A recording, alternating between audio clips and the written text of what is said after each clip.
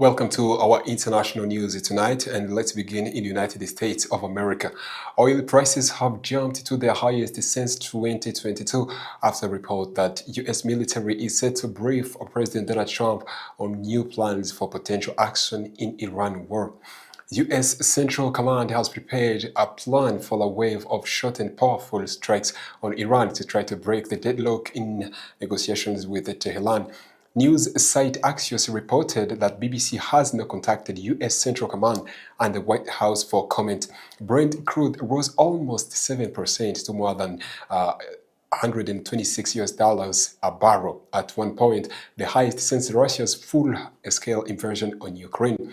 Energy prices have risen this week as peace talks appear to have stalled, with the key strait of Hormuz waterway still effectively closed after reaching $126.31 a barrel at one point in Asian trade.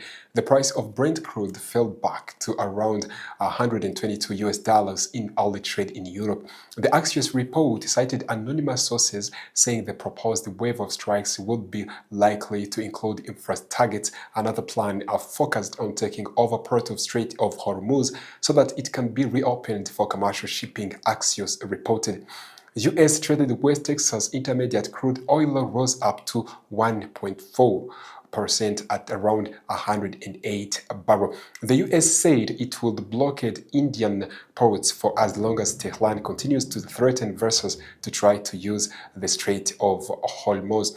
Oil prices had surged by 6% on Wednesday, following reports that Washington was preparing an extended blockade of Iran. From United States straight to North Korea, at the unveiling of towering bronze sculpture in North Korea, the prayer for Russian soldiers in combat, Kim Jong-un, the president of North Korea, praised troops who chose death over capture while fighting in Ukraine. It was a striking and unusually explicit acknowledgement of Pyongyang's long-suspect battlefield doctrine. According to the transcript published by North Korean state media KCNA, Kim declared that those who unhesitatingly opted for self-blasting and suicide attacks had shown the highest form of loyalty, a reference to soldiers throwing themselves on grenades or detonating explosive rather than risk being taken prisoner. President Kim Jong-un made the remarks at the opening of a vast new memorial complex on the outskirts of the capital, walking past rows and freshly laid graves before kneeling to place soil into an open burial site inside bronze sanctuary and black marble walls etched with names. Surround displays of soldiers remained, personal relics and captured military equipment. The site part cemetery and part museum is the centerpiece of the broader campaign to frame the deaths of North Korean soldiers in Russia's war on its neighbor as acts of heroism and patriotic sacrifice. For months, North Korean state media has offered vivid and often graphic accounts on how those soldiers died. Previous reporting has described troops detonating grenades as they surrounded, shouting for comrades to stay back before triggering the blast. From North Korea straight to United Kingdom, the man suspected of carrying out the knife attack Golders Green had previously been referred to the government's counter-terrorism prevention program, the BBC understands.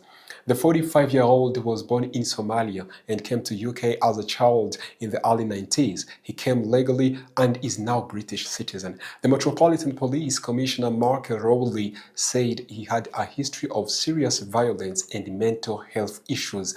An address in southeast London is being searched. After his arrest, the suspect was treated briefly in a hospital and now remains in police custody. He is being held under the Police and Criminal Evidence Act, so in theory, he can be held for up 96 hours if the police are granted permission by a magistrate, though they may not necessary in the case. Two Jewish men, 34-year-old Shalom Rein and 76-year-old Moshe Rein, were attacked on Wednesday.